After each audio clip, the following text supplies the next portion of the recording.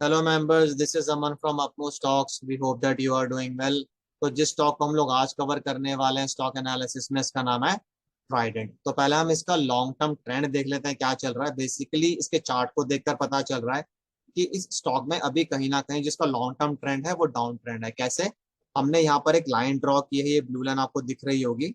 ये साफ पता चल रहा है कि स्टॉक इस लाइन को क्रॉस करके इसके ऊपर सस्टेन नहीं कर पा रहा है। स्टॉक ने 20 जुलाई 2022 को अभी रिसेंटली ही अटेम्प्ट किया था इसके ऊपर जाने का। सक्सेसफुल भी हुआ, क्लोज भी किया, बट अगले ही दिन वापस ये इस लाइन के ऊपर था।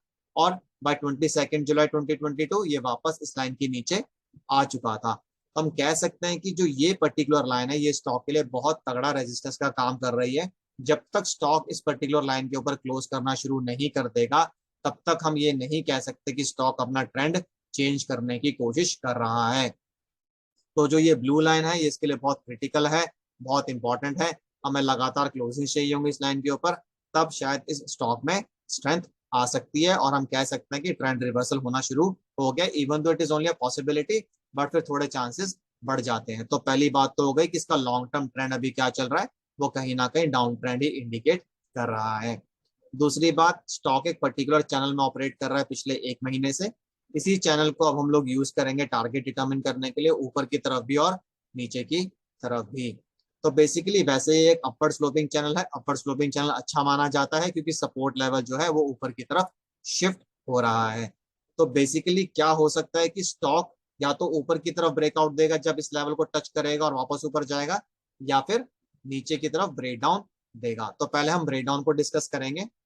मान लीजिए कि स्टॉक इस पर्टिकुलर चैनल का ब्रेकडाउन दे देता है, तो कहां कहां इसको सपोर्ट मिलेगा, क्या क्या टारगेट्स स्टॉक में निकल कर आ रहे हैं, पहले हम उनको समझ लेते हैं।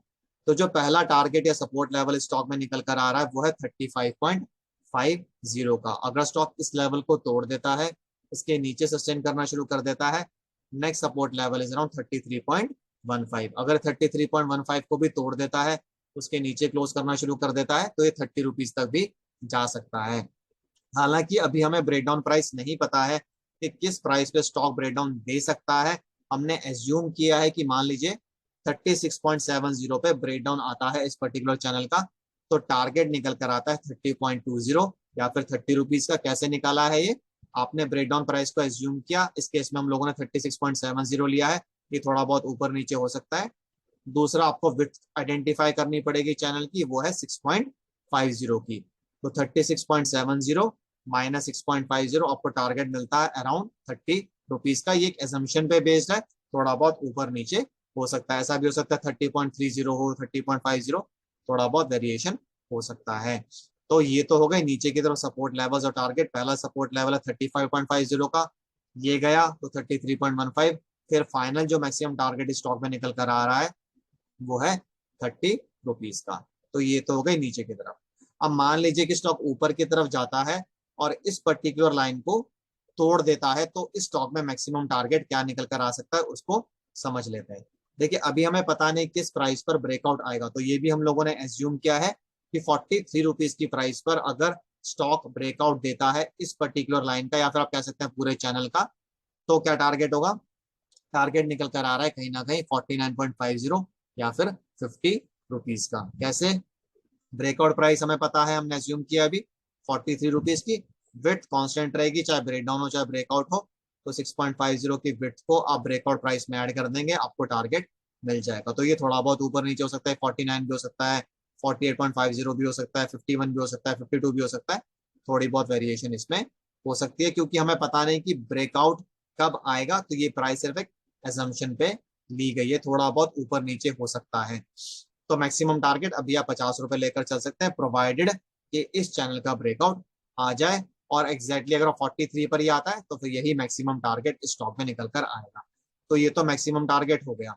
बट अभी इस स्टॉक में क्या टारगेट्स निकल कर आ रहे हैं? मान लीजिए कि स्टॉक इस लाइन को टच करता है और यहाँ से वापस ऊपर जाने की कोशिश करता है, तो क्या क्या टारगेट्स स्टॉक में निकल कर आ रहे हैं?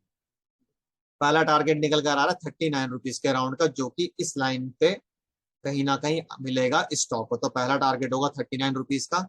अगर स्टॉक इस लाइन को तोड़ देता है, इसके ऊपर सस्टेन करना शुरू कर देता है, next target would be around 40.30। छोटे छोटे टारगेट्स हैं। अगर स्टॉक इसको होल्ड कर लेता है, इसको तोड़ देता है, इसके ऊपर क्लोज करना शुरू कर देता है, next target would be in the range of 41.85 to 42.50, जो कहीं ना कहीं इस लाइन के आसपास निकल कर आ रहा है। तो ऊपर की तरफ बेसिकली तीन टारगेट्स अभी के लिए निकल कर आ रहे हैं, वो है 39, दूसरा 40.30, तीसरा 41.85 टू 42.50, और मैक्सिमम टारगेट आपको चैनल के बेसिस पे निकालना पड़ेगा जब इसका ब्रेकआउट आएगा। आप ब्रेकआउट प्राइस को आइडेंटिफाई कर लीजिएगा, अगर वो 43 ही है तो मैक्सिमम टारगेट ये रहेगा, अगर वो थोड़ी सी ऊपर नीचे तो आपको बस उसमें 6.50 को ऐड कर देना है। तो ये कुछ टारगेट्स ऊपर की तरफ स्टॉक में निकल कर आ रहे हैं, इस एजम्पशन पे कि स्टॉक यहाँ से वापस अपसाइड लेगा, इस लाइन को टच करके वापस ऊपर चला जाएगा। ऐसा भी हो सकता है कि टच ही ना करे और बीच में से ही वापस घूम जाए, तो भी यही टारगेट्स एक्टिव रहेंगे कहीं ना कहीं, जब तक ये इस ऊपर वाली लाइन का ब्रेकआउट नहीं दे देता। ऐसा हो सकता है कि स्टॉक दोबारा यहाँ ऊपर जाए और फिर वापस नीचे आए, फिर ऊपर जाए फिर नीचे आए, तो ये ब्रेकआउट प्राइस चेंज होती रहेगी। सिमिलरली आपकी ब्रेकडाउन प्राइस भी चेंज होती रहेगी। तो अगर आपको स्टॉक से रिलेटेड कुछ भी कंसर्न्स, क्वेरीज या सजेशंस हो तो आप कमेंट बॉक्स में डाल सकते हैं, हम उनका रिप्लाई करने की कोशिश करेंगे जल्दी से जल्दी। और इसी के साथ मैं इस वीडियो को एंड करूंगा। This is Aman signing off, bye bye, take care.